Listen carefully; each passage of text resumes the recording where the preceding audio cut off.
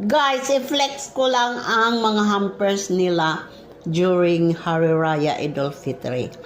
Ayan guys, yung mga parang flowers na yan, ay minatamis yan na nutmeg. Di ba yan guys? Oh, napaka-creative nila. Minatamis na nutmeg yan. Pero ginagawa yan 3 months before mag-start ang kanilang puasa. So, pagka Hari Raya, ito ang mga snacks nila. Tapos, ayan, oh, ano ba yung ganang tawag nito? Parang gulong. O, di ba guys?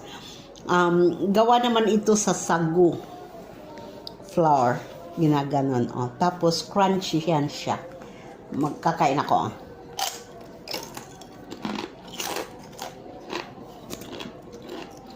Ayan, yan.